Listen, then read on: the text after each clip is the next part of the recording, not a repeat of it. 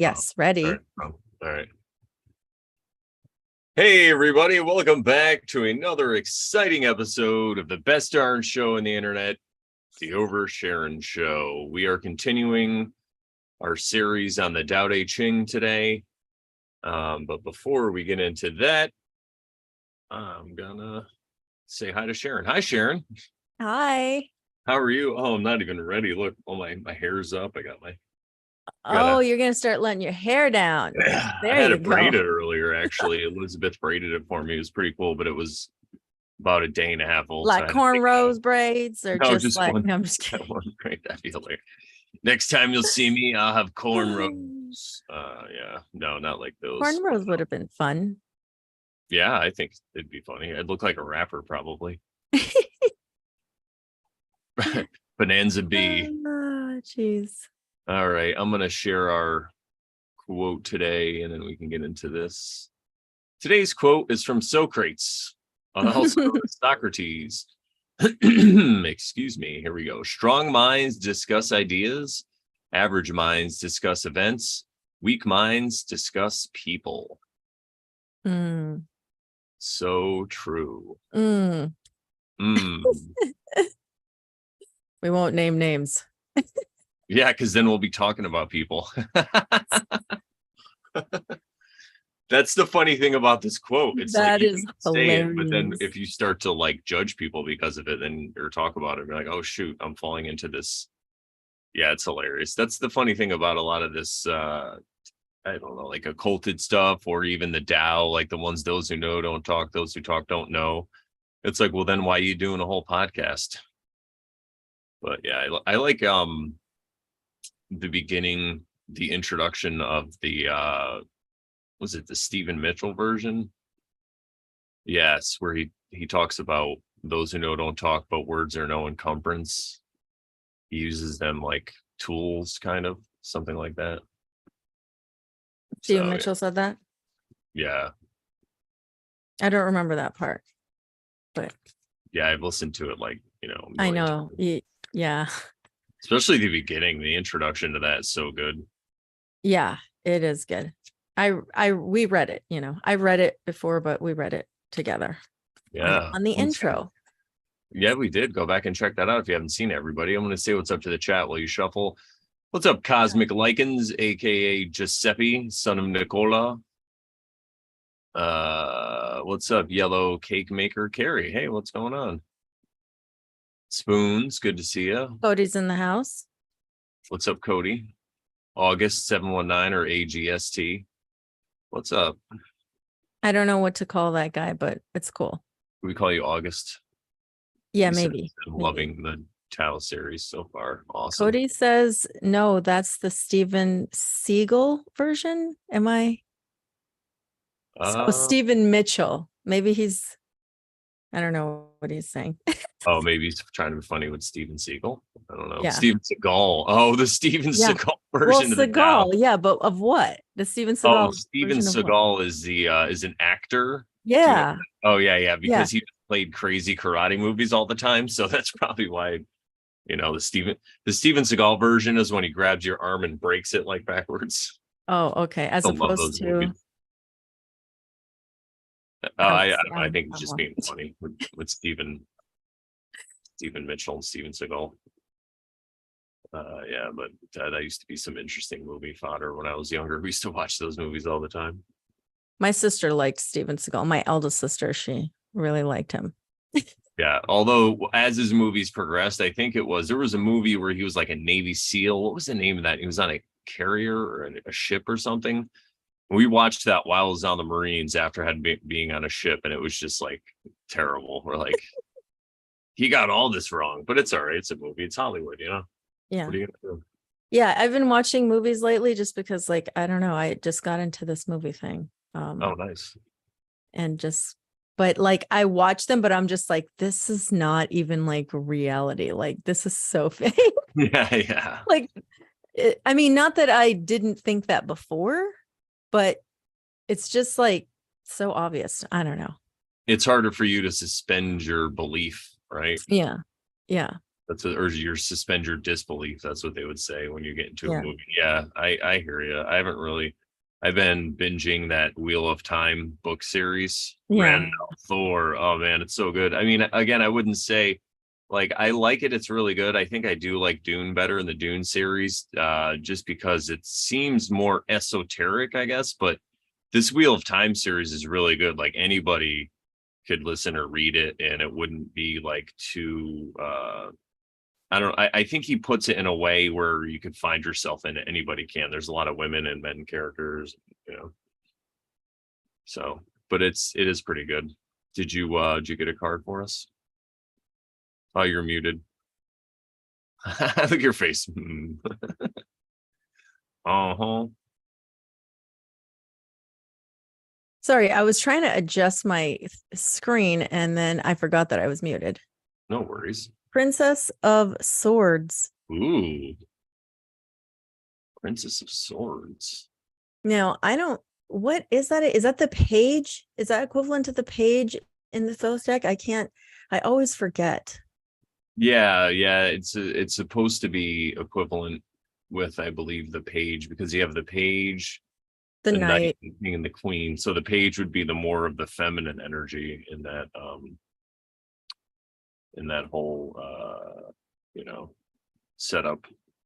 I'm gonna look it up. Now I have this book that I got recently. It's the new edition of the one that Sharon has. This one The just one was I have, released. yeah. Okay. Oh, it's pretty interesting.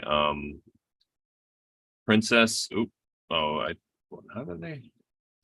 Here we go. Prince. Oh, that's Prince. I want to look for Princess, Queen, and Princess of Swords.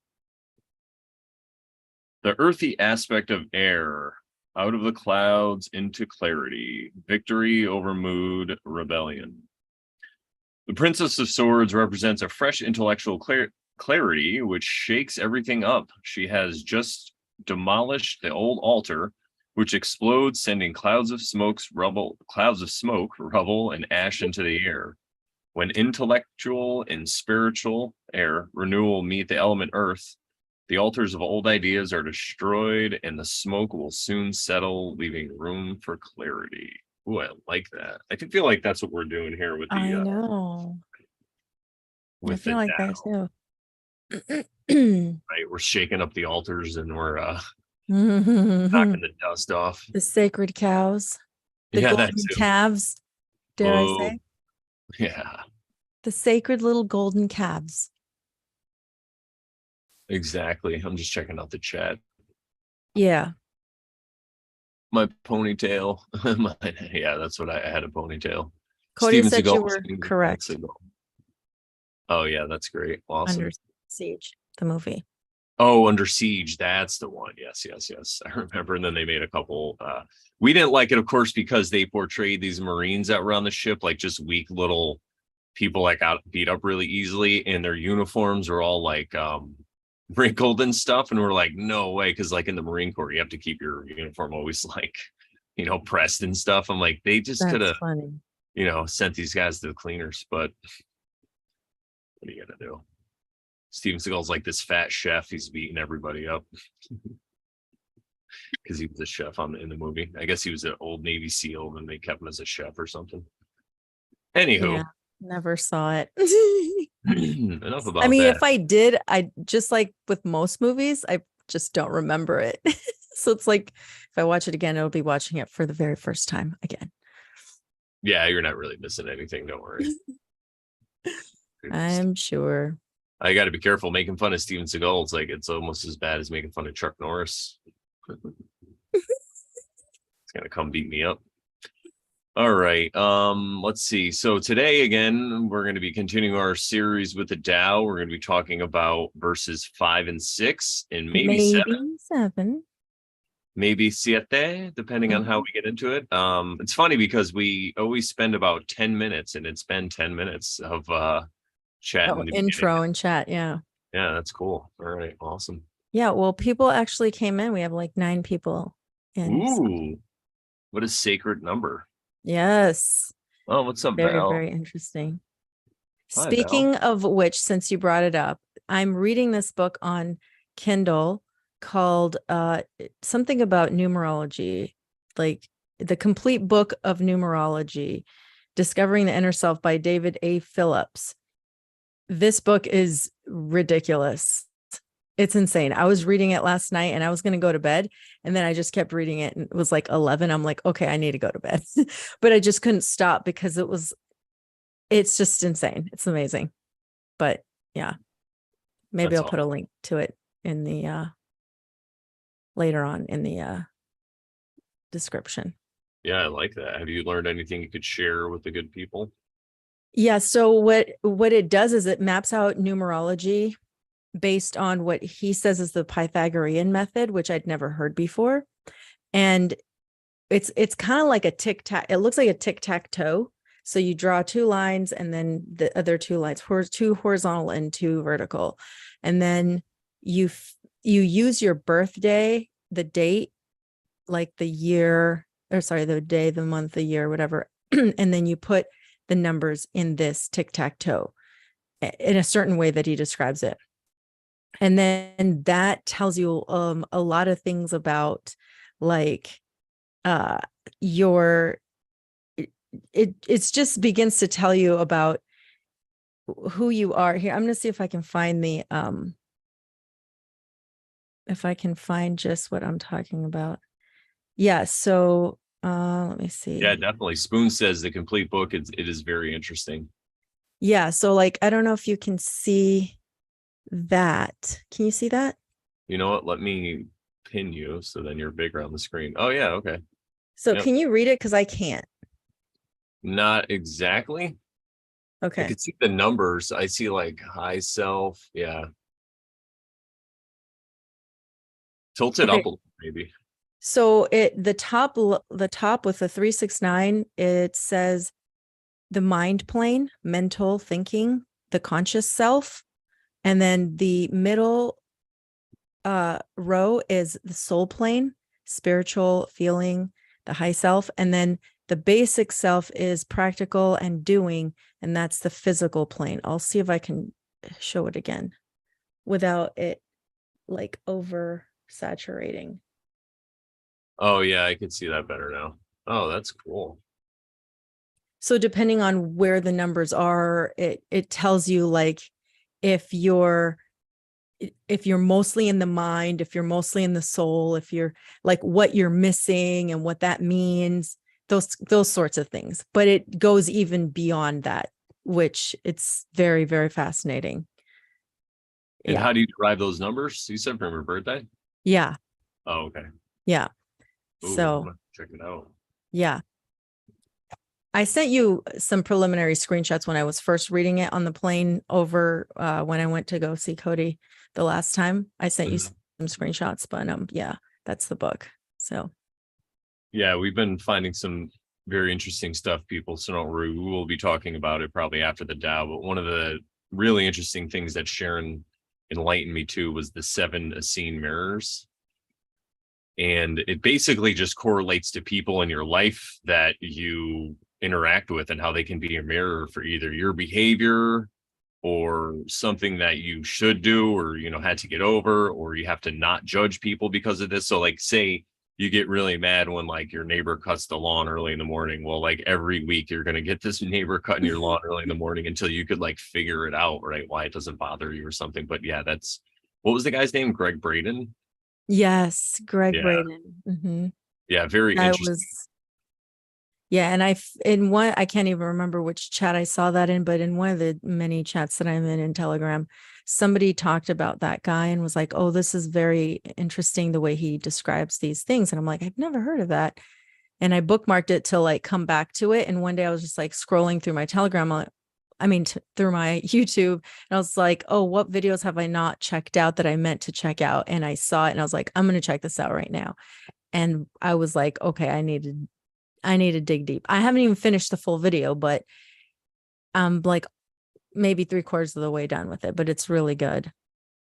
Yeah, Elizabeth and I were listening to her about halfway through. She finds it super fascinating as well. I mean, it's I really like the part where he talks about when you meet somebody that you might feel like you're in love with all of a sudden, like love at first sight.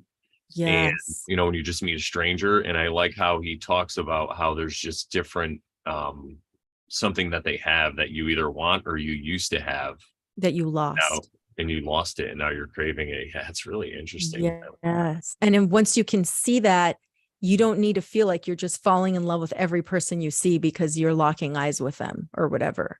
Yeah. Very interesting. Yeah, it really is interesting.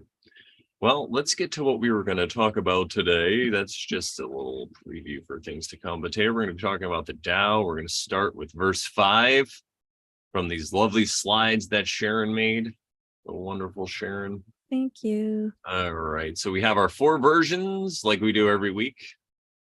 And I'm going to start off by reading the Stephen Mitchell version from 1988. The Tao doesn't take sides. It gives birth to both good and evil.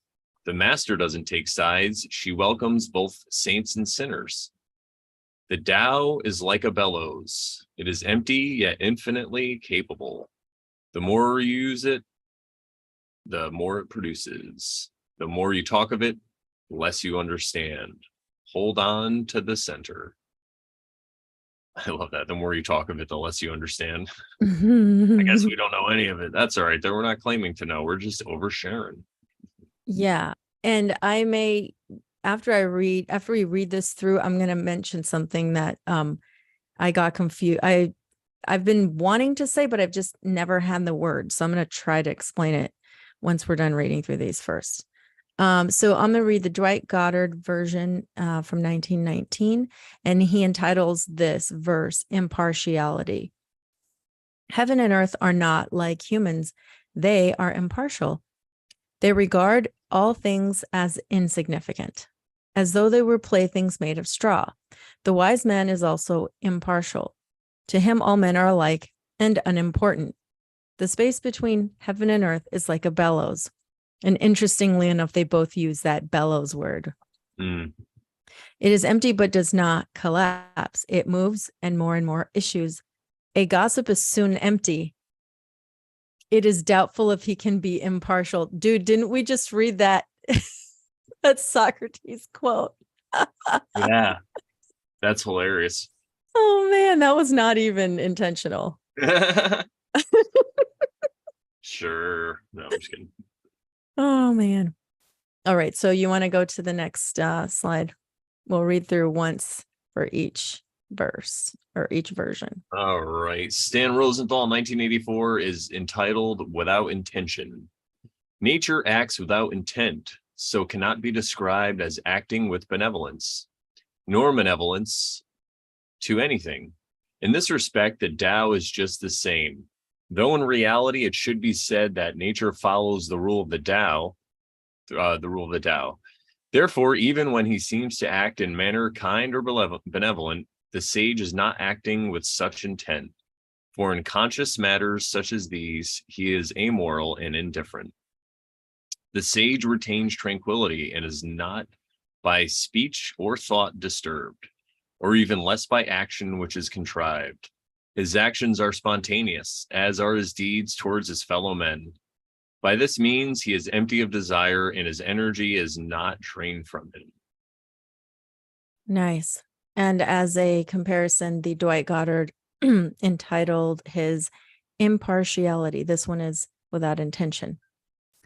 That's kind of interesting. Let's go to Aleister Crowley, who entitles his The Formula of the Vacuum. So these are all kind of different. Yeah. Let's see. Heaven and earth proceed without motive. Okay, so that's kind of like intent, right? Motive. But casually in their order of nature, dealing with all things carelessly, like used talismans. So also the sages deal with their people, not exercising benevolence, but allowing the nature of all to move without friction. I love that. That reminds me of the whole doing, not doing. Yeah. Way. The space between heaven and earth is their breathing apparatus. This is where they were talking about a bellows, huh? Mm-hmm. And those first 2 versions mention bellows, but these 2 do not. That's kind of interesting too. Yeah. Exhalation is not exhaustion, but the complement of inhalation. and this equally of that. Speech exhausteth. Guard thyself, therefore, maintaining the perfect freedom of thy nature. I like that. Speech exhausteth. Yeah, That's funny.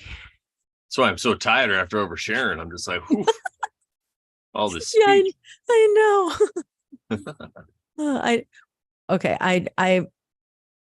I'm not like oversharing all the time. So I too can lose my voice when I'm oversharing too much. Yeah, for sure. It is exhaustive. All right, so Welcome, Robo Honky. No Oh, worries. what's up, Robo Honky? Still my favorite YouTube handle. Oh, okay. So anyway, before we start like going into more detail, I just wanted to mention that in reading this, and we can go back, like we don't have to go to the screen if you want to break for a second. I get confused, or I start to get confused sometimes when I'm reading the Tao, or when we've been reading it, because sometimes it's described as a path, right? And or like a method or guidelines or rules, or however you want to describe that. But then other people personify it like it doing things, right? So like when I first heard about it, I kind of thought it was being compared to like God or source energy. And then, but like the way we've been reading it, and sometimes I feel like maybe you're talking about it more in a way of like just a way, a method, every method is a trap, but like a way of being, right? Kitty. Oh, there she goes. Sorry. Hello, Kitty. So just so you know, like I'm not reading this as an expert or anything myself. I'm totally learning and gleaning from all this too. This is as much a learning experience for me as it is probably for those who are listening. So that I just wanted to explain my confusion, and I don't know if I don't know if you have any thoughts on that. No, I like that because we totally aren't experts. It's not like we studied the Tao for years, like a lot of these people have done or whatever. But I think I like it better because we're just taking like a layperson's approach. Although we do have some knowledge when it comes to symbolism and like occult and different religions, and it's really a comparison, I think, to other kind of ways of life, or worldviews, or even religions or whatever, or practices. But I think the way we view it, we're kind of using it as a complement to what we already do. It's just it is kind of validation also for some of the things that we've come across. It's echoing across different messages, like the message of Christ and maybe the Tao and all these message of the Buddha and stuff. A lot of them have a lot of similarities and they line up. So that's kind of how I'm looking at it. And I like it. It's interesting how you viewed it first, the Tao as like a god or something, because I think that's what happens in religions. Even in the Put beginning, things on a pedestal.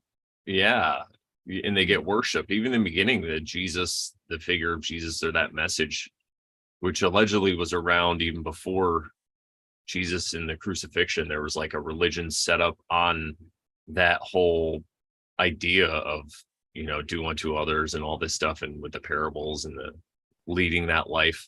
But somewhere down the road it got put on a pedestal and a bunch of people started to worship it, and now they will destroy you online. They used to burn you at the stake, but now they just burn you online when you disagree. I mean, maybe we'll go back to the burning at stake times, who knows, right? But yeah, it's very interesting how these things get put on a pedestal. And it would be funny because that's kind of how I mentioned Dune a little bit earlier, but there's different religions in Dune, and they're kind of like an amalgamation of the religions that we have now. And if you think of it like they have that one religion, the Zen Sunni, You know, you have Yes. the Zen Zen Buddhist with Islam, right? with the in the Sunni version too, because there's Yeah. also in the earlier books that were written by Frank Herbert's son and that other guy, Brian or Kevin J. Anderson, Brian Herbert and Kevin J. Anderson. There's other stories that involve the Shia, the Zen Shia, and Oh, they're like interesting. warlike. You know, they're not.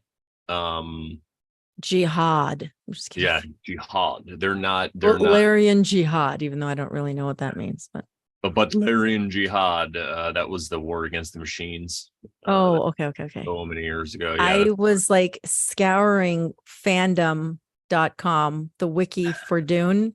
I was like clicking every single word and I'm like, what is that? What is that? What is that? Because I'm like more than halfway through the audiobook and I'm just like all these words that are like new terminology. I'm definitely gonna have to listen to the audiobook again now that yeah. I have like context, you know. You don't need the fan wiki. You got me. You could just Yeah, I can but ask you too, but I just was like, no, I just started looking at it and just couldn't stop.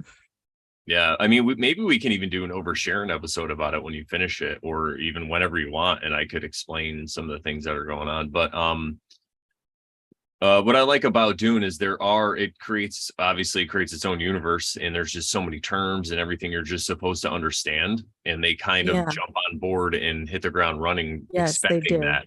Yeah. But it does set up all the other novels really nicely by doing that, because you get to find out what all that stuff is by them, living through it or talking about it and stuff. Yeah. So Cool.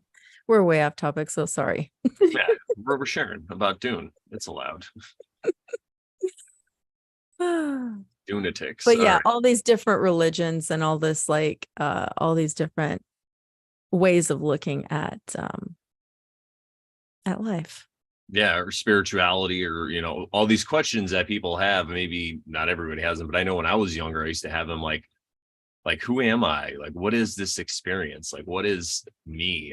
What is that? Like, even when I remember I was like 7 years old, I used to ask myself that. I would be like, is this the experience everyone else is having? Like, is this all about me? Is what's That's going on here? funny. Like, who's behind these eyes? I used to think about that all the time, how you could see everybody else looking around, but your point of view is you don't get to see yourself. You just get to see everything around you. So I'd have all these like trippy thoughts, kind of like I was on acid at 7. That's crazy. I mean, it's funny because people always talk about like people ask those questions and I feel like I don't remember myself asking those questions. Like who am I, or I don't know, I don't think I did.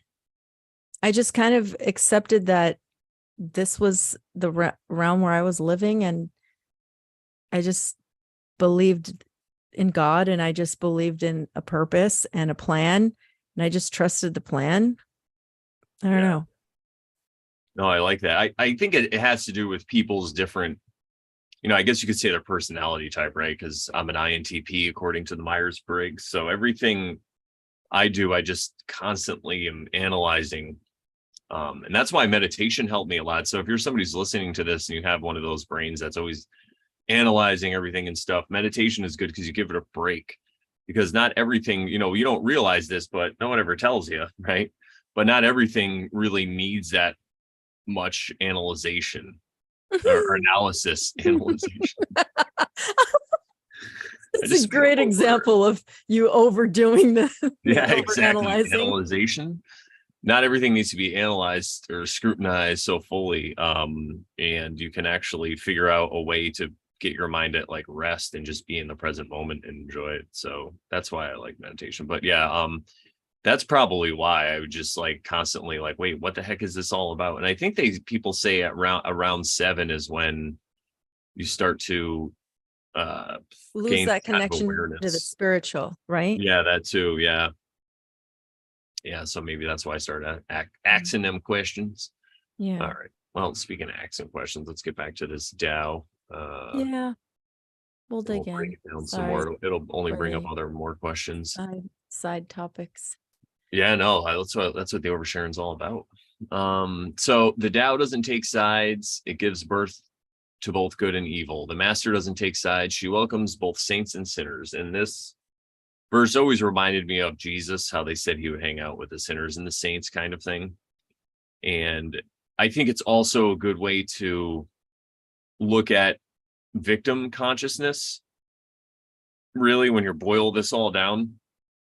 Because if you think, even if there was God, a God or a creator or whatever it was, however your cosmology works, it would be pretty easy to logically deduce that if God's creating everything and he loves everything, that he's got to love the quote unquote evil stuff that happens as well. And because, again, like we've talked about in past episodes, how there's a spiritual level to this. Is there good and evil? And then there's a physical, and God isn't in the physical. I mean, if he created, or the creator, but the creator is just a spiritual being, right? Like the mind of God, if you think of the Kabbalion and all this stuff. So the way that this creator, deity, whatever would think would be only on the spiritual level. So that's why at the end of the day, even all the bad things that happen could be argued as being part of a plan. Like we have to go through this, learn our lessons type of thing. So that's what this really reminds me of, just in, 4 quick statements or sentences. Yeah, and I was quickly looking for a verse that it made me think of. And it's this verse from Isaiah 45:7. It says, I form the light and create darkness. I make peace and create evil. I, the Lord, do all these things. So there are people that, ask this question of like, how is God good if he created evil too, or something like that, right? And it's right there in the Bible.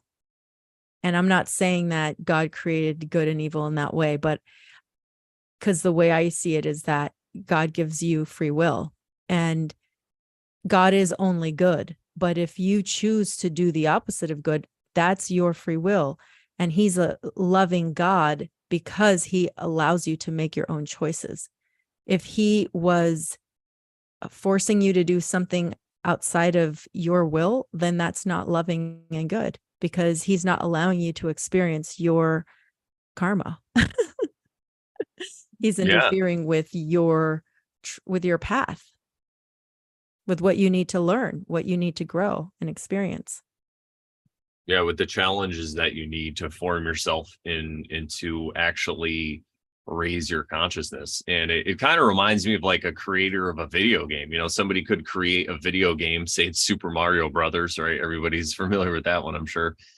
And just because there's like a Bowser or a bad guy holding the princess, it doesn't mean that the creator of that video game hates Bowser. He realizes that, the creator of this video game realized that he needed to, in order to make Super Mario Brothers engaging and addicting for people to play as children or even adults, that there needs to be some kind of resistance to overcome.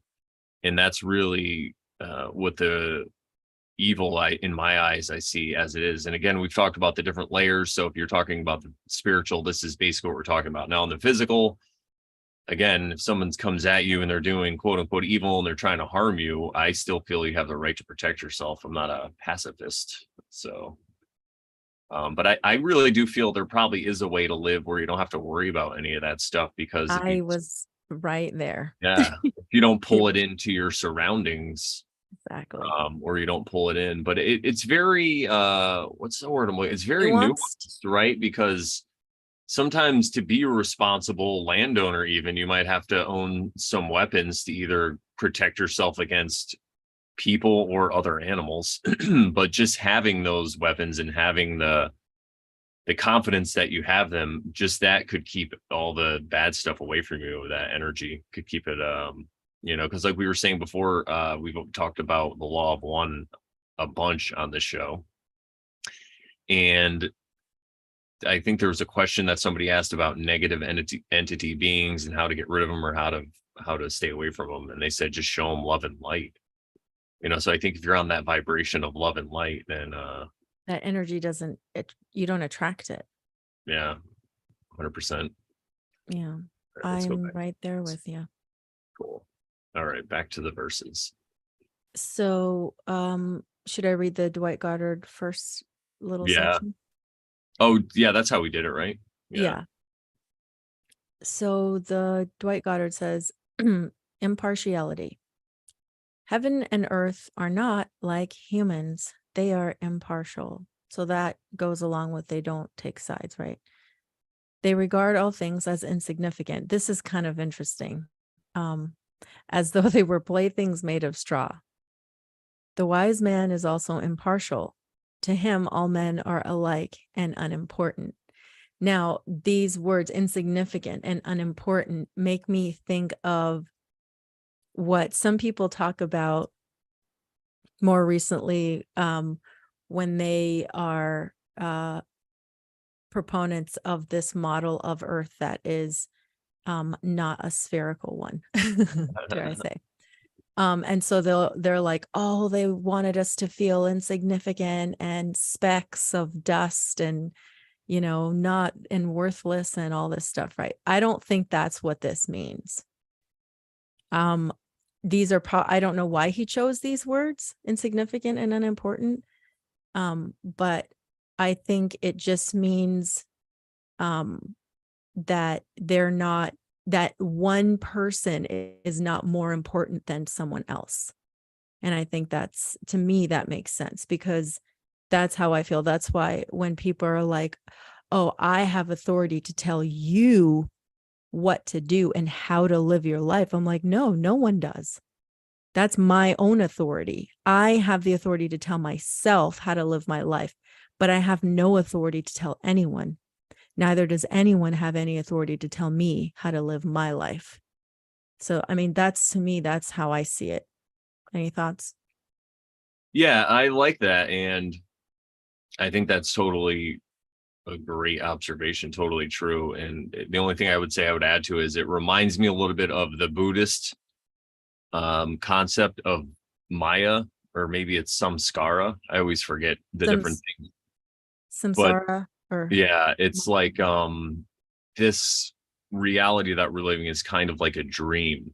So that's why everything is unimportant and as though they're playthings made out of straw, because none of this is real. Although, so that's where the new age will just end it, right? But then I'll add the little caveat and say, these things might not matter, but what you do is marked in your soul. All the things, all the evil or the good or whatever it is, the positive or negative actions will say that you take, or even thoughts that you have or things that you say, I feel like they're imprinted on you and they're for you to deal with. So this is talking about a point of view where you're past that and you realize that it's all kind of a dream. And again, it doesn't mean that you just go out and treat yourself like you're the best. Even if this was some kind of test, maybe you could say something like that. If it was a spiritual test we're going through, you still want to pass the test and you still want to raise your consciousness or whatever it is and have a good experience here.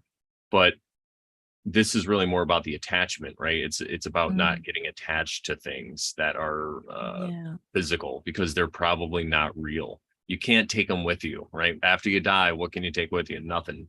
exactly. So I think that's also what it's pointing at. Very valid point. Thank you. Shall we move to the next? Yeah, and this part where the wise man is impartial to him, all men are alike and unimportant. It's the same kind of thing as the sinners and the saints, right? But it's a negative way to look at it, not in a bad way, just negative, like in the apophatic. It's just all negation. Yeah, exactly. Because if nobody's important, then everybody's important, right? It's like one of those things. All right, we'll scroll down to the Stan Rosenthal, 1984, and this is from the Without Intention. Nature acts without intent, so cannot be described as acting with benevolence, nor malevolence to anything. In this respect, the Tao is just the same, though in reality it should be said that nature follows the rule of the Tao. Therefore, even when he seems to act in manner kind or benevolent, the sage is not acting with such intent. For in conscious matters such as these, he is amoral and indifferent. And I think it's basically saying what the other ones are saying, but here again is the Stan Rosenthal, the one we labeled the swords, the very airy version. So he's really nailing it down for you and giving you plenty of examples for you to understand, which I think is great for our Western minds. But it's just a kind of a more lengthy way to say what you might say in, a couple of sentences. Like Aleister Crowley, who, it's funny because as I was going through this, I did find a couple of examples where he was a little verbose when Stan Rosenthal wasn't as verbose. It was kind of interesting, but Oh, that is interesting. we'll see those probably coming up later in future episodes. But did you have any comments about this one, or should I move on? I like how he compares the Tao with nature, because it's the same thing. It's like natural law. You I can bring it love back that. to like Mark Yes, Hatfield stuff, absolutely. right? Yes. It's all the same stuff, the Tao. And again, you're just not putting it on a pedestal. You're just making observations.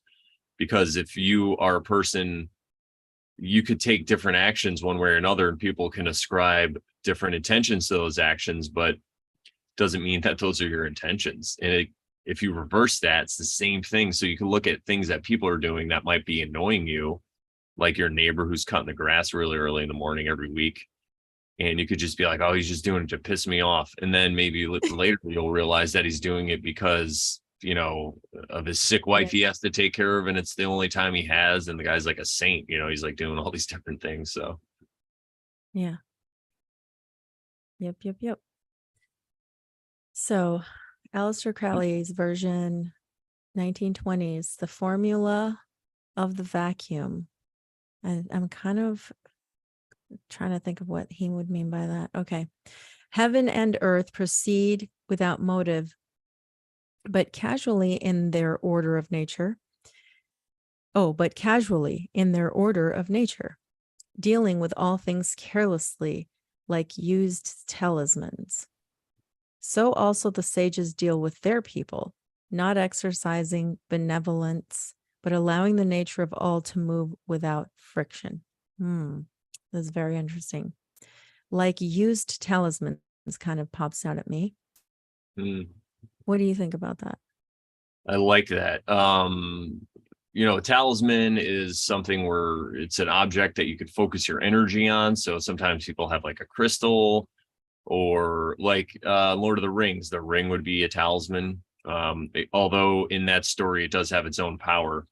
But a talisman is something that really you give power to. You give it the power to focus it. So I guess you could say that Sauron poured all his intention into that ring, right? And that's why it was basically his talisman. And it's what he needed to defeat the good side.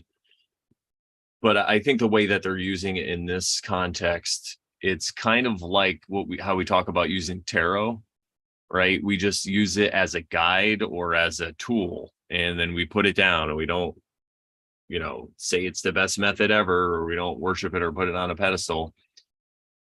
We just deal with things carelessly. And I think his use of the word carelessly here is more. It's kind of like the other version, the Dwight Goddard version, right? Yeah, exactly. Here, we'll go up here. Dwight Goddard. Insignificant, unimportant, careless, right? It's like similar terminology.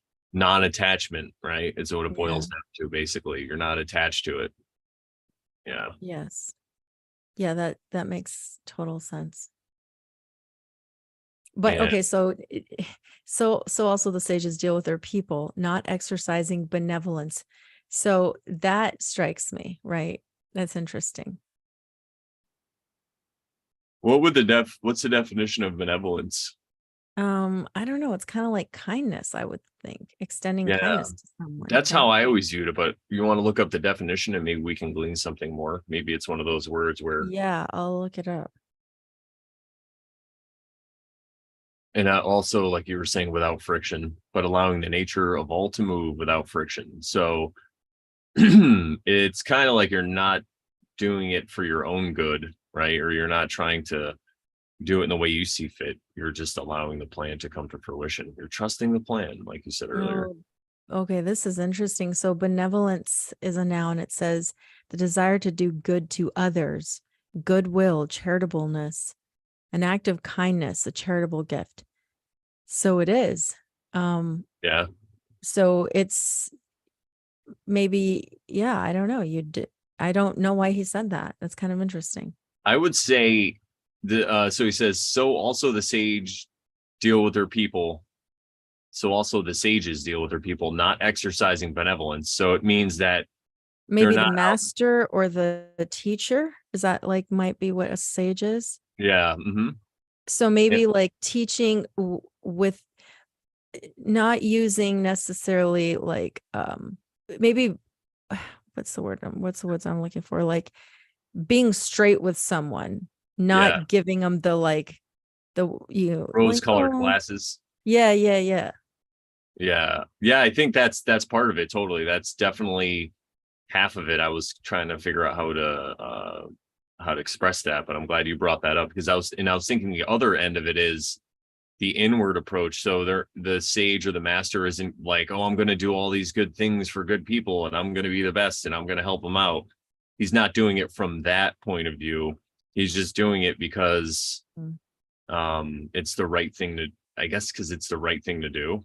Okay, you know, it's kind of like if you donated money to a church or whatever it was, you wanted to donate money, or to the Over Sharon show.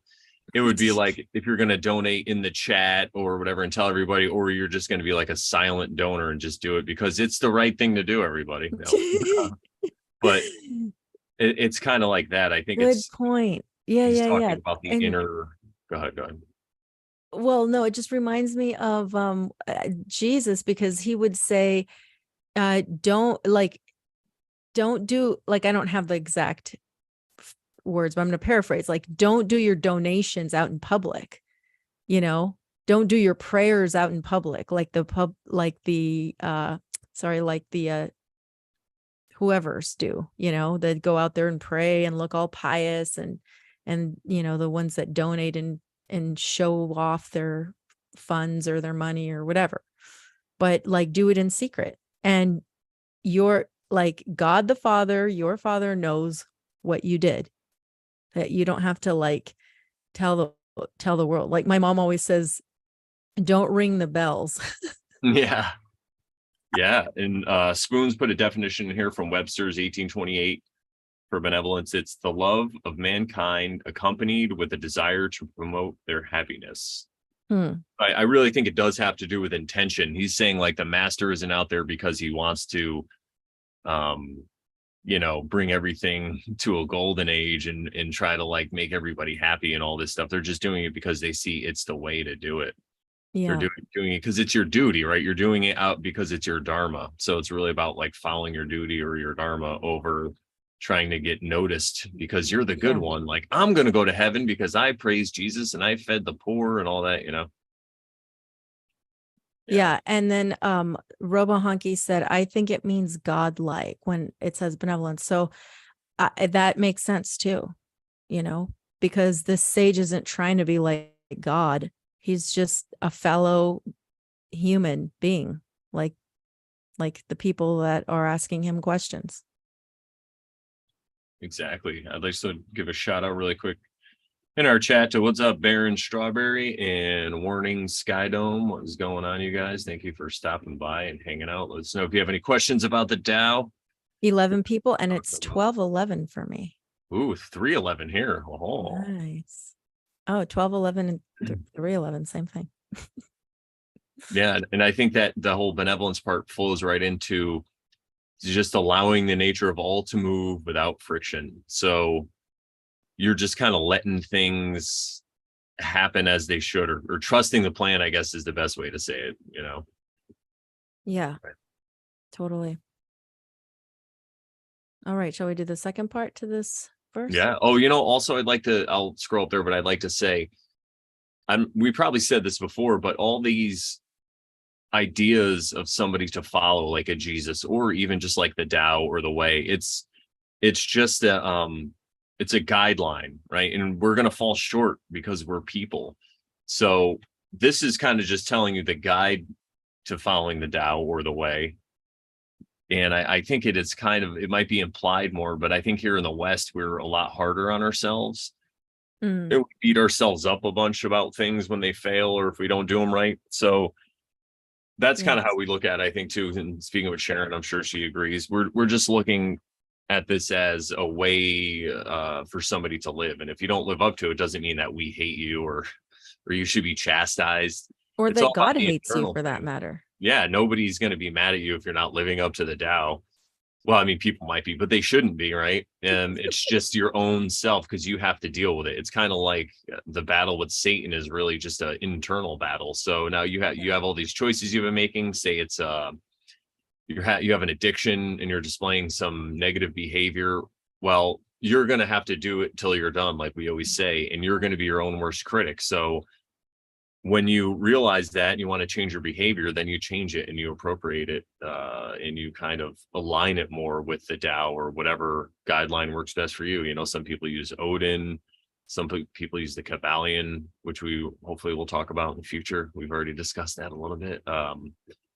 So you're not going to be quote unquote perfect as in lining up with any of these religions. And I think really that's another thing that benevolence verse has to do with is that you're not going to be this perfect benevolent person. You're just going to have to go along with things as they come and frictionless, right? Without friction.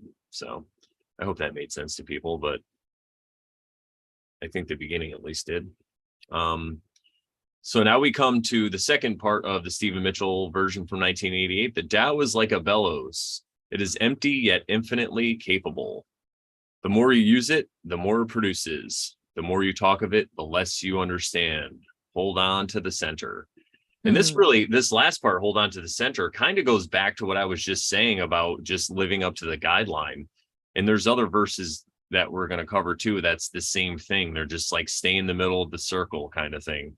And I think if you look at a target, in a target, either you're shooting with a bow or with a firearm or whatever, you have the circle in the middle, the bullseye, or even darts. And that's really what it is. It's you're always aiming for the center. You might fall short, just like you're shooting an arrow, right? Say it goes left, and then you could say, all right, why did it go left? I know, like in with firearms training, sometimes if you're shooting consistently to the left, it could be because you're jerking the trigger, you're not, you're pulling it too hard. These are things I'll get to teach when we meet up. Yeah. But anyway, or sometimes you might be looking at the target instead of looking at the front sight. Here's a nice here, I'm gonna stop this share really quick. Here's a little gun, some firearms training for everybody. When you're looking at a target, you always have two sights on the say this is the gun, right? You have the back sight and the front sight. Well, you always want to focus on the front sight and the back sight. The front sight should be right in the middle of the back, and that could be blurry. And you always want your target to be blurry too. You always want to focus on the front sight. So it's the same thing, right? If you miss the target, you're not going to get mad at yourself, and that's not it. There's always going to be another chance to shoot the target, right? There's always going to be another chance to have a competition or whatever it is. Practice. Yeah, practice makes perfect. I mean, I guess with the The situation of cycle firearms, will come around again. yeah, the You cycle. know. Well, even if you die, I think your energy is going to come back and you're going to get a chance to hit that target Mm. again. So, that's how I view it. I'm pretty sure Sharon views all this stuff. We're not over here preaching, saying this is the way you must live. It's just a guide, right? Yeah. Um, They're just ideas. and the part about the bellows, I love that. I think it's a great example because what a bellows does, if anyone's Do not you want familiar, to show a picture of a bellows, maybe? yeah, we could do Look one that. up real quick. Great idea. Bellows. I think I just saw one in The Princess Bride. I was finishing watching it yesterday. Oh, really? Yeah, Oh, I when gotta watch that again. That's one movie that I really, really want to watch. I think we're going to be advertising a Bellows for somebody here. What's going on? 15% off, everybody. Are you excited? Can't get this picture. Oh man. All right. Let's It's see. not sharing. Well, I it's think you need it's to. just the internet being the internet. It's too hard to Oh, explain. okay. When I was trying to click on the picture, it was just zooming in. It was like whatever was set up for it. But here's one. I think people get an idea of what it is from here. Not seeing it, by the way. No, I didn't put it up yet. I'm just Okay. excited because I found the picture. Save image as. There we go. Okay. So, but I like this idea of a bellows because what's going on? It's not saving. I'm just gonna I'm just here. This is what we're gonna do. Watch. Just Oh no, I see why I did it. Okay. So I like the idea of a bellows though, because it holds air and it pumps air, but it's not like a water bottle where it becomes empty or whatever, right? Here, we're just gonna, 'cause there's always air. yeah, this is not working out how I want it to. Oh wait, you can see my screen now. Oh, never mind. Can you see the bellows on there? No, There it is. Oh, maybe I'm still sharing the, oh, that's why. Okay. I'm still sharing the verses. Such a good here. Okay, here's a good picture of a there bellows, it is. everybody. Okay. So basically you just pump this thing into a fire to get your fire going. At a fireplace, you just you're opening and close it and it pumps air in endlessly. It'll just keep pumping air for as long as you have air in your environment. And For as I long like as you that. can keep squishing that thing. as long as you got the energy to push it. And I love the comparison because, like I was saying before, it's not, a lot of people have this conception of something, either it's energy or power or whatever it is, and they, especially in this society, they think there's a scarcity, right? We've talked about this before with false scarcity narratives and stuff. Well, this way or this Tao or whatever is inexhaustible, and that's kind of how they're trying to get it across to I us. love that. Yeah, because it definitely goes back to the whole there's no scarcity. Yeah. And if you like that bellows, you can get it on Amazon. That's what I got. So bellows commercial. And if you want to watch The Princess Bride, there's a bellows in The Princess Bride. Yeah, definitely watch that movie. It's a good one. All right. So you want to and then we talked about hold on to the center of the, okay. So the more you talk of it, the less you understand. And I think that kind of has to do with, that really reminds me of like a priest who's up in front of a bunch of people and he's reading the Bible and then he's trying to tell them what it means. He's doing the interpreting for them. Mhm. And I think it's the same thing with the Tao, even though this is exactly what we're doing, right? We're talking about it, interpreting it. But again, we're coming at it from a way where we're not saying you're going to burn in hell if you don't do this, or you're going to eternally be in a lake of fire. We're just giving a little bit of commentary. Yeah. But I think though, at the end of the day, if you were somebody who was like totally, I don't know, aware or awake or enlightened or something, you might not even want to say anything to anybody. You're like, oh, here's the Tao, read it for yourself and see what you figure out, right? But that doesn't make a good podcast. So and we like to share and we like to share on. So we're sharing the Tao with y'all. Yeah, you're welcome. With anybody who appreciates it. So, all right. The Dwight Goddard version says the space between heaven and earth is like a bellows. So it's very similar to Stephen Mitchell there. It is empty, but does not collapse. It moves and more issues. A gossip is soon empty. It is doubtful if he can be impartial. And it's mostly the same at the very beginning, but then this, like the bottom is about the gossip, which I found that funny, especially because of the quote we read earlier. Yeah, it's hilarious. It's so true though, right? And if you think of why you gossip or why a person gossips, I remember I used to gossip a little more than I do now. Probably don't gossip that much, but I'm sure we all do a little bit. But it was more because I was trying to make myself look better in the eyes of the person that I was talking to. And I was making the person that I was talking about look like the bad one or whatever, right? Mm-hmm. What's up, Quiet Sparky Bear? Shout out to QSB. Yeah, shout out. One of the OGs. Welcome.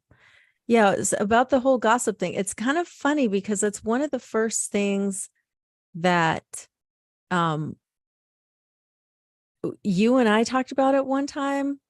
And I think I was kind of confused because I was like, what is gossip anyway? Right. And I think Spoons and I went on a side tangent between her and me, and we were kind of just like, I mean, I think the way we're quote talking about people isn't a way like you were saying, because I think the way you described it is a good definition, because we weren't doing it in a way of like making ourselves feel better or making them look bad, but it was more of like an analysis of like what was going on or something to that effect. So an analyzation. Sorry. Yeah, an analyzation. An analysis or whatever word I said. So it's funny. It's something that one of the first things that we kind of, you and I disagreed about was gossip, because you were like, don't gossip. And I'm like, I'm not, is that really gossip? And then I'm like, Sharon's over here gossiping. I'm like telling other people. No, I'm just kidding. Yeah, no, it's a very fine line. It's like judgment. We've talked about this a lot Yeah. too. People are like, don't judge. Well, how are you supposed to? It's like, no, you can still have discernment. But when we say judgment, we just mean don't think you're better than that person and put them down and belittle them. And I think gossiping goes along the same lines. It's kind of Yes. like judging with words, though, with somebody else. So you're with someone else and you're judging a third party and you're just saying, oh, I'm so much better than them because they do this or that. Whereas when you're analyzing somebody or someone's behavior with somebody else, you might actually be helping them open their eyes to stuff. You're not really doing it in I could say, a negative way. Yeah. Yeah. Amazing. So anyway, that was a side. Yeah, no, tangent. it's really important, I believe, to explain all this, because people are going to hear you, especially on a podcast, and they're going to be like, oh, well, you think talking behind someone's back is bad? Well, it just depends on the manner you're doing of it. I mean, to plan a surprise birthday party, you got to talk behind someone's back, right? So Yes. Okay, so a gossip is soon empty, which means, like, I don't know, they're just there. They can't last long, maybe. Kind of yeah, like, because the bellows will keep going, right? But a gossip can't keep going. It ends because it belly flops or something.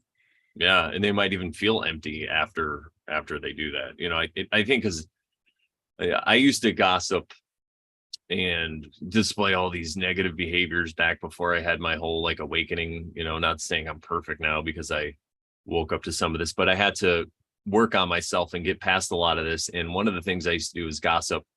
And as I started to, it's not like I just woke up one day overnight and was like, I'm not going to gossip anymore. But as I started to be conscious of my behavior when I did gossip about somebody or something that could be considered gossip, I did feel empty afterwards. Kind of, I just felt like that didn't gain me anything, like that's kind of Mm, retarded. Why did I do that? So I feel good like point. that's the same thing too, right? It's empty. And also it's like empty talk, right?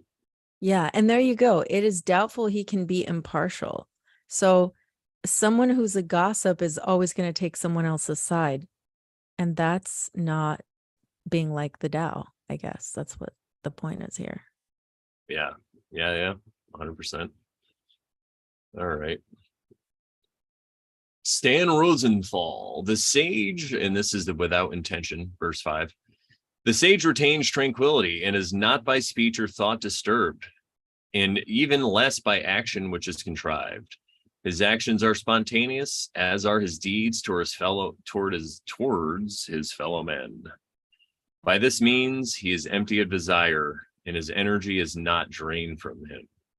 And it's funny because they're using the word empty here, but just in the same verse, but in a totally different way, Hmm. in a kind of positive way, right? Empty of desire. And we talked about that in the last two episodes, especially in the first one. We talked about desires and attachment to desires and what all that means.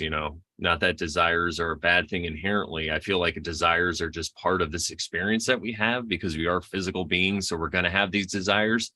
But the more we become conscious of these desires in our actions to actually fulfill these desires, and then we could change those actions, and we might even still be able to engage in that same behavior, but just in a different way. Kind of like when I was smoking weed all the time, every day, 24 hours a day.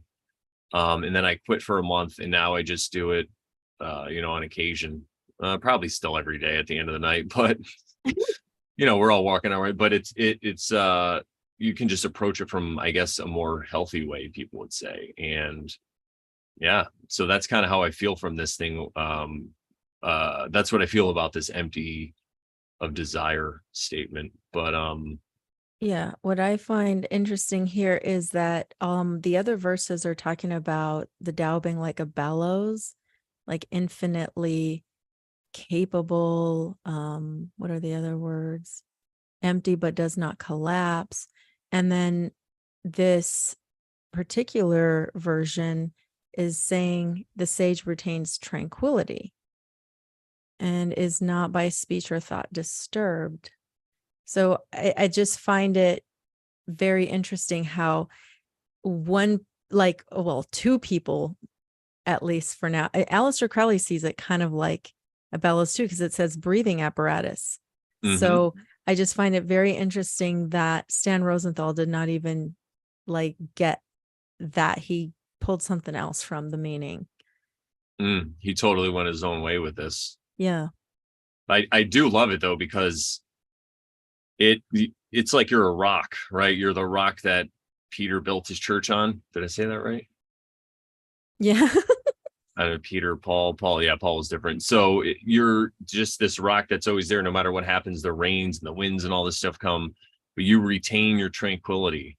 It's kind of like how they talk about you hear wise sayings about the ocean. You know, like the top of the ocean could be going crazy with a storm, but deep underneath, deep in the ocean, everything's just fine. You know, the fish are swimming around doing their thing like nothing's even going on. And I feel like that's the same kind of thought. You just retain the inner tranquility. And this could really be misconstrued again for like pacifism or new age stuff and not taking anything like that. But again, this is an inner feeling. So you're on the inside, you have this feeling of tranquility, and you retain it no matter what happens, because you kind of just realize it's all part of the plan, you know? Yes. And again, it's just really hard to do. This is like expert level stuff, but that's why we're talking about it in the Oversharing show. And that's why you guys are watching and listening, because you are the experts that we love and you're attaining to the same things we are. So it's great. Yeah. Let's see. His deeds toward his fellow men, by this is empty of desire. I like how it says his actions are spontaneous. So you kind of it's just about acting in the moment. Yes. And being in the moment and taking things as they come and dealing with them in the present moment and not worrying about them, you know, Going not with the staying flow. up all night and going crazy. And again, it's not bad that you plan for some things and stuff like that. We're just talking about that you're able to do the spontaneous as well. Yeah. It's like a balance. Yeah, totally. Yeah. So this is all very like, also it's very non-doing, doing, not doing type of thing. All right. So the space between, this is the Aleister Crowley version. The space between heaven and earth is their breathing apparatus. Exhalation is not exhaustion, but the complement of inhalation. I really like that. That just reminds me of the bellows again, but it's also, but now it personifies it to you. Breathing, like that's something you do. So you know what that feels like. You know what it feels like to inhale and to exhale. Nice. Okay. And this equally of that. Speech exhausteth, which we mentioned earlier. Guard thyself, therefore, maintaining the perfect freedom of thy nature. It's kind of funny how this ending here is, again, this is a little different. They all kind of do a little bit different thing. Stan says, by this means he is empty of desire and his energy is not drained from him. And I guess their speech exhausted is kind of similar, right? Energy being drained, exhaustion. Yeah, it also kind of reminds me of, if we scroll back up here to the more you talk of it, the less you understand, under the Stephen Mitchell version, and we come back down here to the Aleister Crowley, speech exhausteth. So it's kind of like you're going to run out of things to say, because no one person can fully grasp what they're talking about, especially in regards to another person, because you're going to have to find your own way to implement this down in your life, right? You have your own dharma and things are going to work out different for you because of a myriad of reasons, because you might be a woman, or you might be a man, or you might be short, or you might be tall, or you might have had a different upraising, or you might live in a different part of the world, or whatever it is. So you have to find your own way, just like a tree. You know, you don't see trees exactly the same everywhere. You know, you go into the desert and there's like cactus and like little scrub trees and things just trying to get along. And then you go into a rainforest and there's giant trees everywhere, but it's still nature. It's still the way. It's just that they're adapting and they're overcoming and they're doing their duty. It reminds me of this thing I've heard where people would say, you wouldn't say a tree in the forest is ugly, right? Maybe that was Ram Dass or whatever. He's like, why are we picking on ourselves and our the way that we look?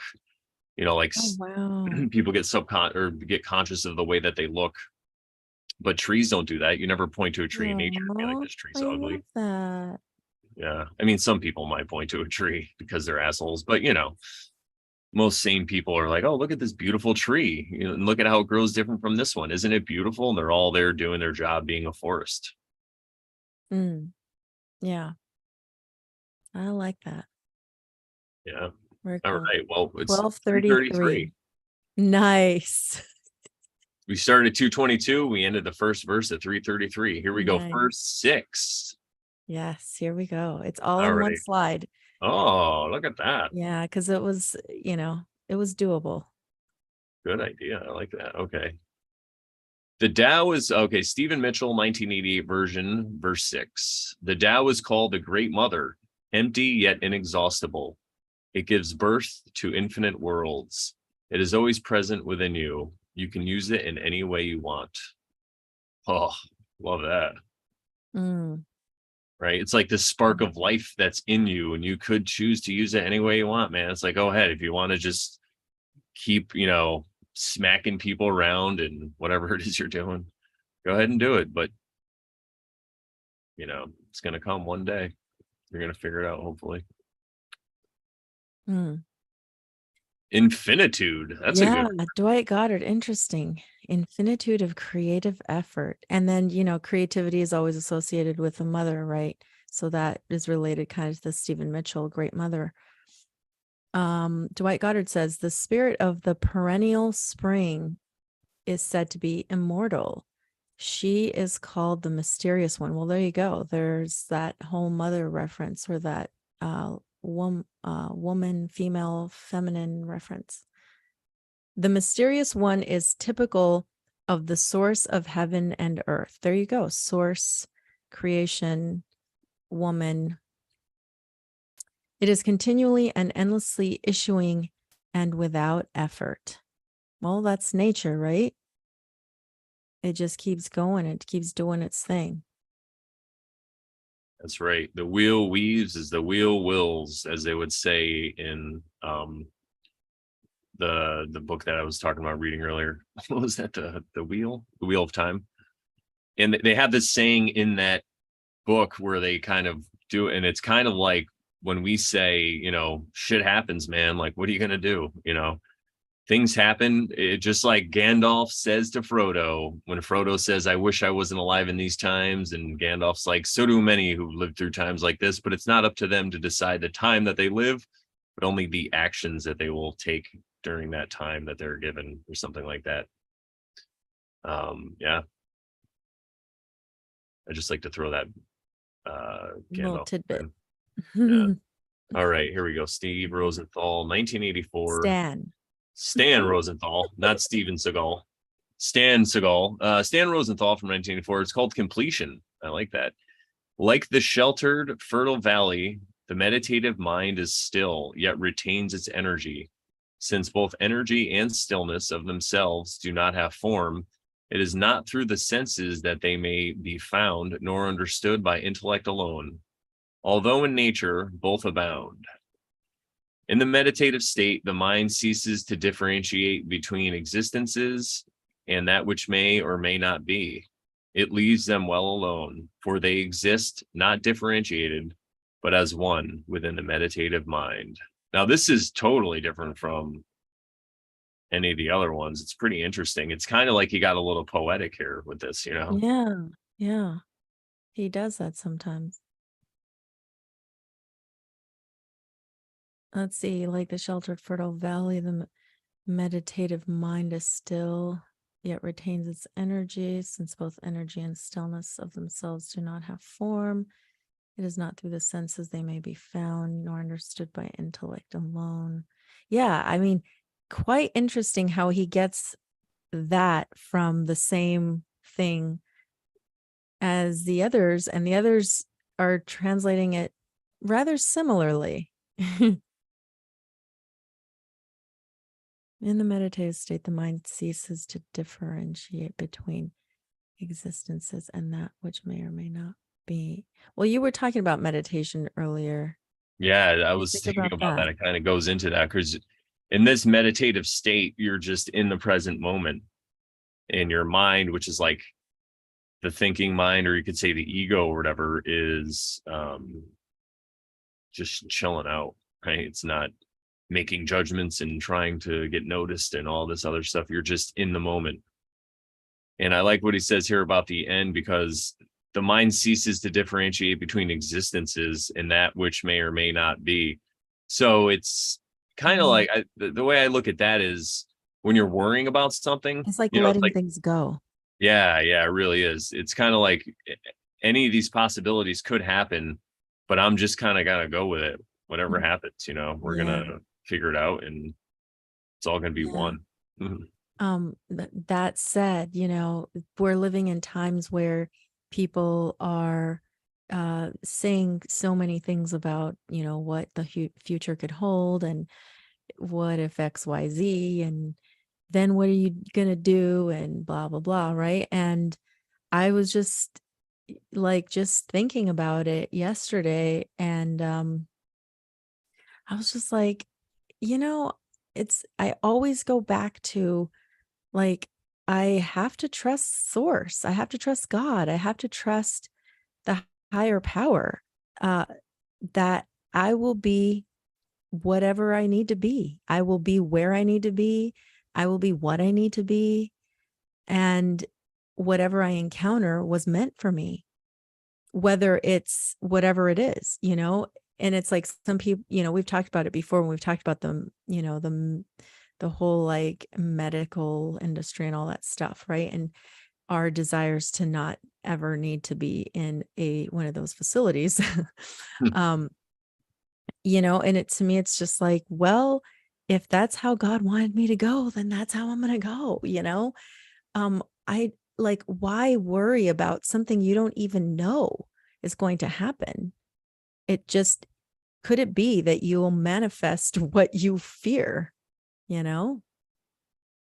Anyway, that was my little side tangent on that. Yeah, because maybe there's a reason. If you fear it, there's something you have to work on and get over it. So it's just going to keep happening to. And it kind of reminds me of the time I got pulled over when a bunch of us were in my friend's Suburban or Tahoe or whatever. We were driving around New Haven. So we are about to go out to a club. So we drank a little and we were driving around, and I had a cone, like a traffic cone, and I was yelling out. I was in the passenger seat and I was yelling out to people with the cone because there's just people walking everywhere, and I was just being silly, and we got pulled over. And the cop's like, this is New Haven. He's like, this isn't Shelton or Milford. I probably told the story before, which I'm from Milford. I don't even know how they just said that. It was so funny because they didn't run on any of our stuff. They just, a few of them pulled us over because down there they just be walking around, the cops, whatever, on bikes and stuff too. Is He's New like, this is Haven ghetto? Is that what it is? New Haven. Yeah, New Haven. See, New Haven is really interesting because you have Yale University there, and that area is really nice. And then like one block over, like you could see through the fence where it's just like not really cool. So, but that downtown area where we used to go to the clubs, I used to DJ there actually. This is before I was DJing though, but that area isn't too bad, but I wouldn't still be walking around as a very pretty woman by myself or whatever, but other than that, it's just mostly college people and stuff hanging around. So I was just yelling out the window at all these people. It was like a Friday or Saturday night. They pull us over, and the cop's like, this isn't Shelton or Milford. He's like, you can get hurt or killed or shot or whatever he said. And I just looked at him straight in the eye and I was like, it's my time to go. It's my time to go. What am I gonna do? And he's just like, get out of here. Like he just knew. He had no effect. Or it also reminds me of people, I tell them I go swimming in the ocean or whatever, or I'm gonna go down to Florida and go swimming. They're like, aren't you worried about sharks? And I'm like, well, you got to go sometime. Wouldn't you rather get eaten by a shark than die in a car accident? Like, wouldn't that be an epic way to go? People be like talking about you all the time. Although after watching that shark attack video or pictures or whatever it was, when I was on, I think I was when I was on Spiders last month or several weeks ago, they were talking about that. And I was like, I wouldn't really want to go that way, maybe, but but still, it's like, if you're going to have fear of the things you want to do, it's just a fear of death at the end of the day, and we're all going to die, you know. Yeah, very And I think true. if you're in the water not acting afraid, the shark probably will just leave you alone. Hmm. Don't quote me on that. Yeah, Yeah. so let's get back So to this. But yeah, it's that same kind of thing, you know. If you're going to end up in a hospital, you're going to end up there. What are you going to do, you know? yeah, what are you gonna do? What are you going to do? So Aleister Crowley entitled this The Perfecting of Form. Let's see. So we have the infinitude of creative effort, the completion, the perfecting of form. So the completion, perfecting, that's all resonates. But it's funny, it's different than the infinitude of the creative effort. I find there are times when Aleister and Dwight Goddard are like very similar in the way they entitle something and then even the way they translate it, but sometimes it's not. So it's interesting. All Yeah. right. It says the day is the immortal enemy of the Tao, its feminine aspect. Wow, this is interesting. The day, which has been described as virtue for reference. Heaven and earth issued from her gate. This gate is the root of their world sycamore. And the sycamore is a tree, actually. So, and I have some links that I'll share in a second. Its operation is of pure joy and love and faileth never. So, wow, this is interesting. It does retain that whole feminine stuff that the other translations have, except for the Stan Rosenthal. I mean, I suppose the Fertile Valley part, that is kind of feminine energy there. But yeah, this is interesting. So the day, which would be translated as like virtue, is the immortal enemy of the Tao, its feminine aspect. And the Tao would be translated, for example, as the way. So the virtue and the way, that's interesting. I guess, I don't know. What do you think about that? I was just going to say sometimes virtue can be a negative thing because it could be like, quote, virtue signaling. So it can be like, you can like get arrogant about it maybe. But anyway, those are only my only thoughts right now. Yeah, 100%. I was just going to say this reads like a fortune cookie. It's pretty, Yes, it's it does. sometimes when they're really esoteric, it's like their extra fortune cooking Yes, today. totally. So this one is, and I guess I could kind of say that by saying the immortal enemy, maybe he just means they're exact opposite, you know, like the yin and the yang, right? Good call. Good call. Yes. Heaven and earth issued from her gate. This gate is the root of their world's sycamore. I love that because it's like the world, like the tree of life, Yes. right? Yes. Its It's operation is of pure joy and love and faileth never. so the day is this feminine aspect of the Tao, and it is, like you said, maybe instead of, so he's using immortal enemy as probably saying like polar opposite, which would be the whole concept of like the yin and the yang, right? So the day is the yin to the Tao's yang, right? And the day, which is the virtuous or the virtue part of it, is pure joy and love. That's how it operates, and it never fails. That's like, it reminds me of, the Bible talks about God is love and God's love is enduring forever, right? That's cool. Yeah, I like that. And it's funny because we talk about how the Tao itself is a feminine um Energy as well. text or you know whatever, Oh, but the then text. Okay. you're getting where it splits again, which I think Benjamin Balderson talked about this on our show, but you have like the feminine, you have one, the monad, and then it splits into feminine and masculine, and then that feminine can also split into feminine and masculine as well. So that's what we're Yes. getting. It's like And fractal. yeah, it is exactly. And yeah. So so I wanted to know what it meant by this whole, it is their world sycamore. Um yeah, the tree of life, world tree, right? But I wanted to see what the symbolism was behind the sycamore. So I wanted to share my screen and share some links that I found about what the sycamore kind of means. So we'll just kind of peruse through those for a second here. Let me find them. Perusing. All right, and you guys, you tell me if how you see it is okay. Yeah, looks good. All right. So here we go. Sycamore tree symbolism and meaning. A lot of it says protection. So I was seeing this protection thing. Strength, endurance, massive trunk and branches represent stability, while its deep roots signify the tree's connection to the underworld. The sycamore is also often associated with rebirth and renewal. In some belief systems, the shedding of its bark is seen as a metaphor for the process of regeneration. The sycamore tree is a truly majestic and inspiring sight. Though its meaning may vary from culture to culture, it is clear that the tree has long held a special place in the human imagination. Let's see. Especially when they were giant. Yeah, exactly. Yeah. So then it scrolls down, you see strength, towering over others, protection, eternity, divinity, fertility. There you go. There's the fertile aspect of it too, the feminine energy. Oh yeah. The sycamore tree is a symbol of longevity, blah, blah, blah. Okay. Let's see. Oh, it's also nurturing. So there's a motherly aspect as well. There you go. Prosperity, grounding. There you go.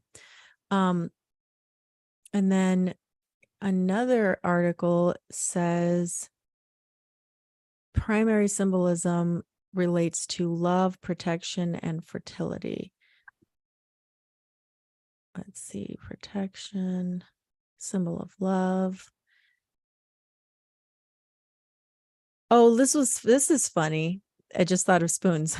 In Wales during the Middle Ages, you would present them with a love spoon. Oh, That's cute. Let's see, symbol of resilience. All right, cool. And then we have this other one. Oh, it's symbolism in Catholicism. This one takes I guess the religious view, right? Sycamore in Judaism and sycamore in Egyptian texts. That's kind of we interesting. should read that. You want, okay.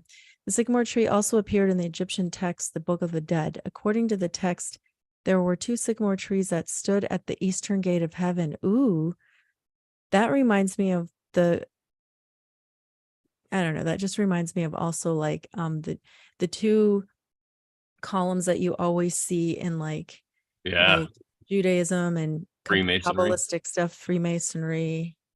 Jackie and Boaz. Yes, exactly. The masculine, feminine. Or if you think about the Garden of Eden, you had the tree of life and the tree of knowledge of good and evil. Yeah. Let's see. According to the text, there were 2 sycamore trees that stood at the eastern gate of heaven. Between the trees, this is where the sun god Ra showed himself each morning. Wow, like the sun would rise in between these trees. That's cool. It's clear that the sycamore was therefore very important in ancient Egyptian culture, and even the hieroglyphic symbol of a tree is remarkably similar to a sycamore. Also, the sarcophagi or coffins were carved from the wood of a sycamore tree, and when someone died, a sycamore was often planted next to the tomb.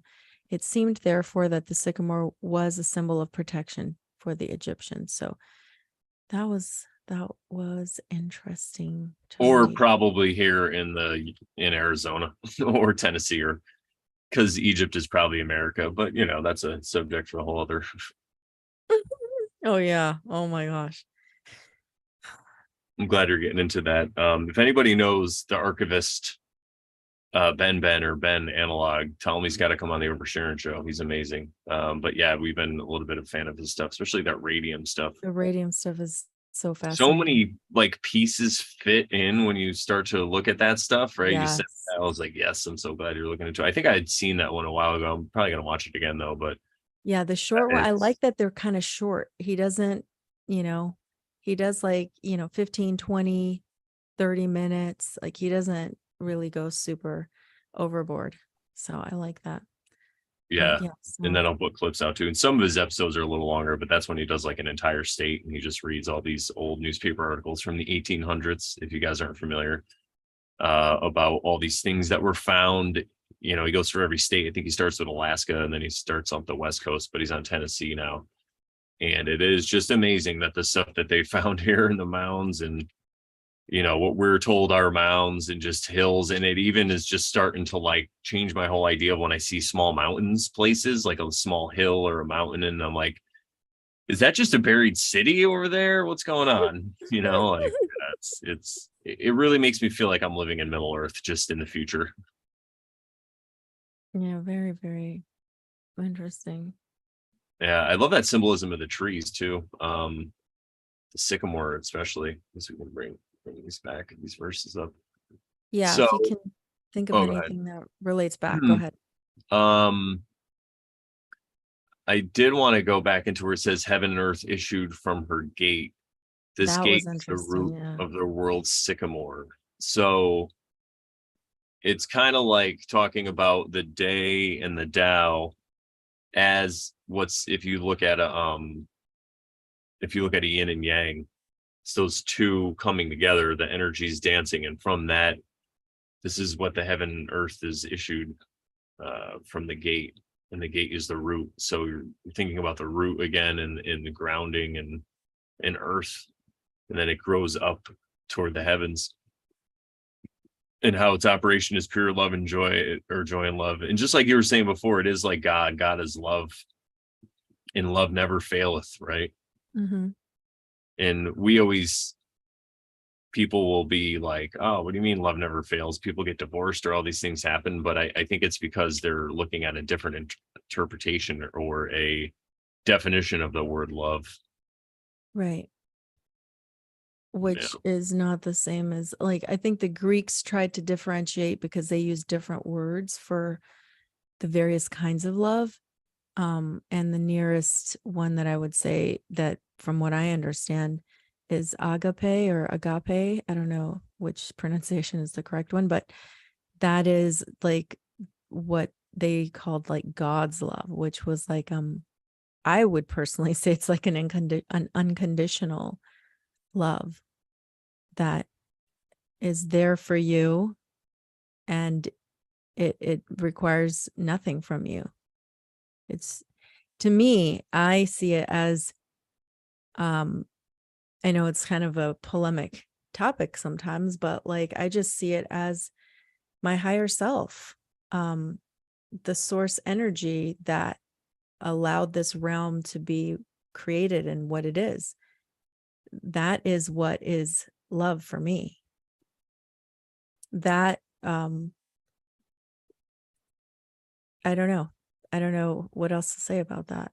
Well, I would say, like, if you take it back to the law of one and how they say we are all just consciousness moving our way up the chain, and it's that same way because people on or consciousness at a higher level isn't going to look down on this consciousness and like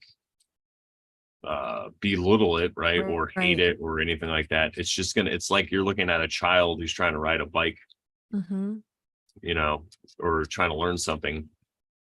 It's the same way a parent would deal with a child in that way, where they're not going to hate them because they can't ride a bike. Of course, people do have some weird parents and there are some weird people out there, so it's not like we're speaking for everybody, but in that general view, yeah, that's kind of how I look at that, and that unconditional love. It's just, there's a higher self. Maybe it's only one higher self and we're just all aspects of it, but it has this love for us that we can't even understand. And I think that it's great because once you realize that and you tap into it, you can really start to love yourself. Exactly. I was going to go there, but go ahead. Yeah, warts and all, like all the bad things that you hate about yourself, or all the negative aspects that you might hate about yourself, you could start to treat yourself with compassion, and you could see that the reason you're displaying this negative behavior that you're not so happy is because of this that happened to you, or that happened to you. And that doesn't give you license to go out and, just display this behavior. It just means that now you could figure out why you're doing it, and you could forgive yourself,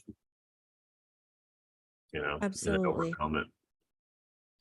Amazing. It's something that I'm personally working on myself, just to accept those things about myself that I don't like or that I criticize myself about, So it's not an easy thing to do, but it is the difficult work that if you want to grow, must be done.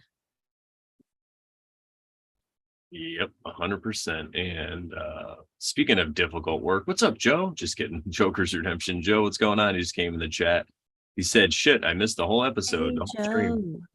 That's Yeah. all right. At least you caught us in the end, right? At least you got something. Get to hang Yeah. out for a little bit, but yeah, this has been a lot of fun, just going down and breaking this down with the 4 different versions. I was just talking to Elizabeth the other day. I was saying how amazing it is and synchronistic that we pick these 4 versions, and they all Yeah. just align with different symbols or with different elements. It's very synchronistic how that happened, because how many versions of the Tao are there out there? There's probably There's so many, like I didn't even count them, but there's, millions or whatever. Yeah, there's probably everybody kind of. probably at least 100 that I saw. Wow. So it just happened that I had 2 of those I had a couple of those ebooks already from 2 years ago when I was looking at it and going, okay, I want to read this at some point, and I found a couple of versions, I saved them. So when I went looking for them, that's what I had, And that was, I think, the Stan Rosenthal and the Dwight Goddard. And then you told me about the Stephen Mitchell one. And then I was poking around on that one website that lists all the various versions, and I found Aleister Crowley's version. I was just like, what in the world? I had no idea. So I just pulled that one in too. Yeah, it's crazy how this works, because when you get into this stuff like truth or whatever, and you're researching all the time, you're doing all this stuff, sometimes it feels like it could be like escapism, like, am I just, hiding here and listening to all this stuff or doing all this work, or is there other stuff I could be doing, or am I wasting my time or whatever? And it all comes back in the end. It's funny how it loops around, I just had an experience like that with myself, where I felt like I did a little bit of self-work, because I thought about how I was so obsessed with Lord of the Rings and so obsessed with Dune for a while, and I was listening to it too much, and now I'm like obsessed with the Wheel of Time. But I was thinking to myself, well, if I was perhaps to become a author of fiction, what better way than to immerse I've myself in all read. these other universes and see how they work. And then in that way, it's not like you're copying their work, but you can kind of see the messages that they had, and then you, in your own way, you could speak it to the world, kind of like what we do with the Over Sharon show. We'd be like an aggregator, and then maybe even I can make it a simpler story, or maybe a smaller book, or whatever it is, but it's just a way to aggregate it and to digest it all, I guess, and use it in my life going forward. And it's kind of like it's like a tribute to all these other people like Tolkien and Frank Herbert and Robert Jordan, who's the guy who wrote The Wheel of Time. Yeah, and I can see a lot of those like similarities just in The Wheel of Time with Lord of the Rings. There's a lot of different similarities, but it's its own story, just similar to how Dune kind of does that too. But it's like anything else. You could just like read the Bible and find similarities in, in other works of, well, I shouldn't say works of fiction. Who knows? I don't want to offend people, but It's funny. at I least was it's gonna at the end. I was gonna say too, like if you you could also would see, or I would look at it in such a way as like, what is your intention as you're reading, as you're like reading through these books? Is it genuinely like brings you joy and makes you enjoy something, like I don't see anything wrong with that. It's like a hobby, or yeah, like something you enjoy. So I wouldn't see it as, but it's good to analyze and ask yourself, okay, what is my intention? Am I doing this as escapism, or am I doing this because I just purely enjoy it? Like, what is my reasoning for doing this? And even if it is escapism, so what? Like, it is what it is, right? You just realize that, okay, maybe one day I'll just get sick of it and then I'll just be done with it. And then you will, Yeah. And it's kind of a more healthy form of escapism, right? It's better Right. than I like was also going to say that too. It's watching like, TV or well, would you whatever. rather be like doing something that's maybe not so good? Yeah. Like I could be watching Maury Povich and like, you are not the father. You ever watch one of those shows where they take those Oh people my gosh. and then they give them a DNA test and then they let them know in front of people? Oh man. Terrible. I used to watch those shows sometimes though. Well, But Joe is yeah. talking about Dune. He says he needs to pick your brain. And I was telling him that I told you I was binging the fandom wiki for Dune. And he says he's going to listen to the rest of the audiobook on the plane. Ooh. Yeah. On the plane to good old America from Germany. That's right. Can't wait. That's gonna be fun. Yeah, definitely hit me up. Just hit me on Instagram. I mean Dang Instagram, it. on Telegram. If he Yeah. finishes before me, I have like 11 hours to go. It's rough. I better hurry up. Therefore, well, at least it's not as like thick as the Silmarillion. That's Oh my gosh. I'm going to have to, that one's going to have to wait because I had to do Dune first. yeah, So. yeah. I hear you. It's interesting. The beginning part, though, I would say if anybody wants to listen to Silmarillion, at least check out The or beginning read part it. is tough. Yeah, but it's Really good though tough. because it like shows the creation and the man. It's like the more that I think about it and the more that I watch these videos from Ben, the archivist, I'm just like, is the Middle Earth? Because I even said that once on a podcast. I'm like, I think Lord of the Rings is our past and Dune's like our future, right? It's kind of Right.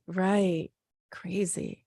same thing with Wheel of Time. Like you could it, and even part of the Wheel of Time, like I don't know if this is a spoiler, but further on they show this one part where the main character has to go through these things and he's getting glimpses of the past of like his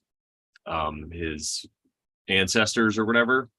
And like there the Wheel of Time is set up in like a medieval type of thing, but there's this destruction of the earth going on and there's like things flying around, like they have things that fly and all this stuff, so it's like a civilization that was higher and then it just came down and now they're living like medieval times again. It's pretty interesting, but nobody It knows about all that reminds other stuff. me of our times It and does remind me of our time, the like Atlantis or the Lemuria or whatever, right? All these well, stories. yes, and the episode of that guy, the archivist, his second episode on Radium, his like preview episode on Radium, I was like, what was it, the first one or maybe it was the first one?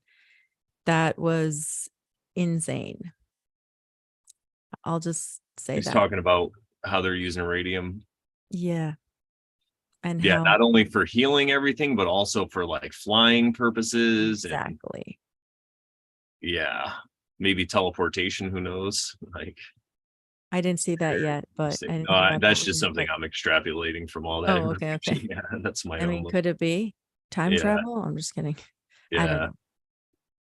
But yeah. yeah, Time travel's a tough one because I mean, I guess it would exist, but that whole thing where in a movie where they show you that if you change something in the past, it changes it in the future. Like that's how I kind of. right. Yeah, I But mean, I'm not saying time travel is a thing. yeah, It's just, that's something that you always see in these movies. I think the time travel aspect would be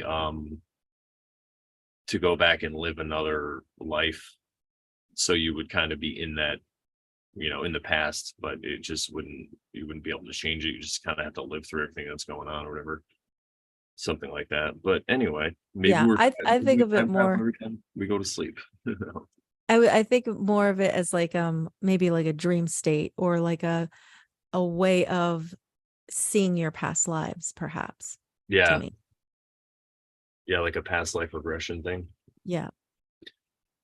Amazing. All right. Well, I think we could end this episode right about around here, unless you have anything else you wanted to add. No, I think that's it. All right, Joe's gonna hit me up on Telegram right after this. All right, cool. Awesome. All right. Well, everybody, I hope you're enjoying our ongoing series about the Tao. I'm not sure if we're gonna continue it weekly, but we are gonna stay on it. So you might get an episode here or there with either a guest or something that doesn't exactly involve the Tao. But technically it all involves the Tao, right? I mean, according to these guys. So we're Yep. doing the Tao now. Do the Tao now.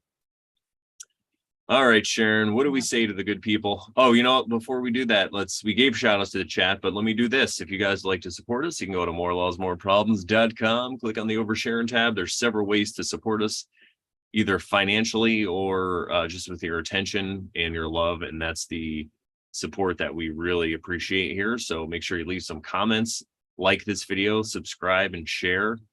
Elizabeth has been going through and liking all my stuff.